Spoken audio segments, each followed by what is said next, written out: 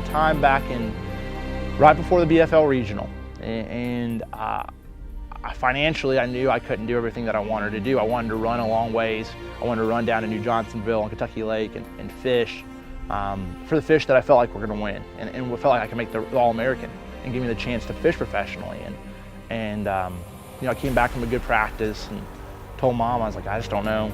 You know, I don't know if Mom knew my financial situation. We knew we couldn't do too much, and Mom's like, look, Jacob, you know, I know you said you've given up to God, fishing up to God, but you really need to give it up to Him. And so that point in time, I said, you know, I sat down, I said, look, Lord, I said, if you want this in my life, if you really want me to fish professionally, then let that happen. If it's not your will, then I'm willing to put it down and step away. And so things happened that next week where the Dittos, a close family of mine, family friend, they asked me if they could sponsor me for that event, wear a hat, and they gave me $500. And then the following week, Dad and I fished a tournament, we won $1,000, and things all came together. But and ultimately coming down to qualifying for the All-American and winning the All-American. And so it was sort of that point in time in my life, that was a big impact on what happened and those experiences. There's reasons for everything. There's a reason that happens. Everything happens for a reason, and that was an important part of my life. We're thanking you this day for the time we get to spend out here on the water and really cherish your creation, Lord. Bless all these anglers and make sure they get out here safely and don't have any issues today. Everything goes smoothly. We go out here and find some fish and come back safely and grab a bite to eat with the fam. So, Lord, we love you, Lord, and we know we wouldn't be here without you, Lord. So, in Jesus' name, amen.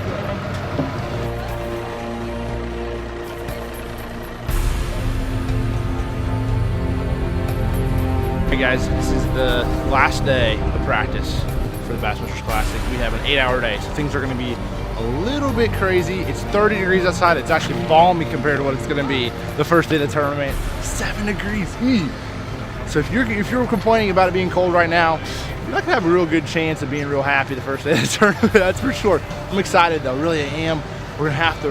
I spent like 2-3 hours the other night looking for places on the lake that I haven't hit. So I spent some time looking at my map, looking at navionics, constantly checking, looking for that next deal. If I can find 1 or 2 more spots to go with what I have, I'm gonna be feeling good. So I'm gonna be like idling around looking for those spots.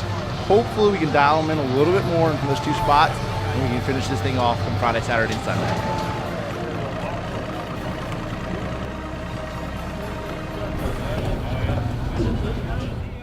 Okay guys, on Bassmaster events we have observers. Chase and my boy right here. We're gonna be out here on the water for 8 hours a day. I mean, truthfully, it's pretty chilly. In the first day of the tournament, it's gonna be even a little chillier. But so we're gonna be out here having a good time, running around.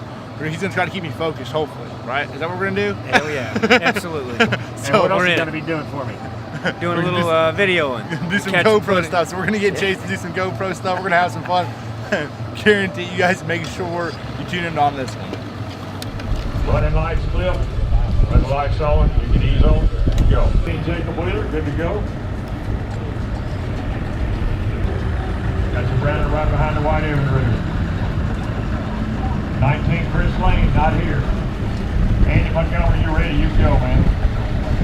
20 David Walker, got your David. All right, Jacob just left. I'm freezing. I don't want to be here right now, but it's what you got to do. Everybody's about to go out. Gerald Swindle didn't even go out today because it's too cold. If that shows you anything. There's a bunch of guys that didn't go out or coming out later because it's going to warm up. Can't do that if you want to have an edge up on the competition. So we're going to go check back into the hotel. Hope that Jacob does well. That's it. Last day of practice was a little crazy, I'm not gonna lie, a lot of wind. First off in the morning, checked a few places that I really wanted to check that were protected, I could fish, but getting out there on that big lake, I had a plan in my mind that I wanted to check a few more areas out there in that open water, and the conditions didn't allow me to do that. It just simply was that.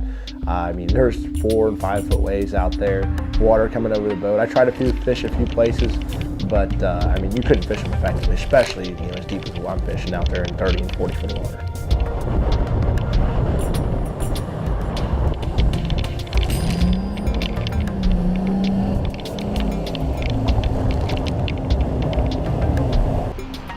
You know, the conditions were nasty.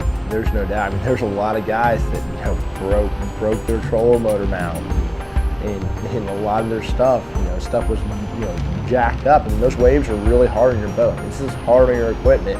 And this is the time now getting off the water, I'm thinking, all right, I'm gonna have to tighten these screws down. I mean, because I really put this boat through some stuff.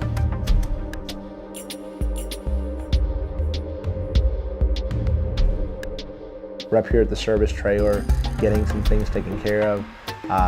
Without the service team that we have here at the tournament, we couldn't do it. I mean, these guys are on off the water pit crew pretty much. I mean, if you have a problem with your motor, your trolling motor, your electronics, no matter what it is, they're on top of it. And that really allows us, the fishermen, to worry about just one thing: catching a bass.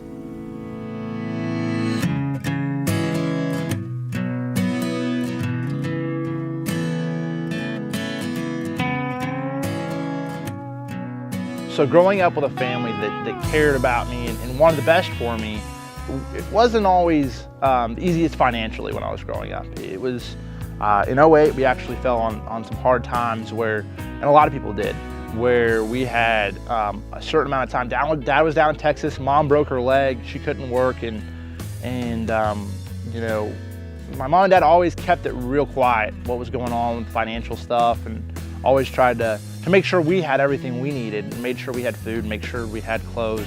But news came that we had to move out of our house, and we had to move out of the house in a month.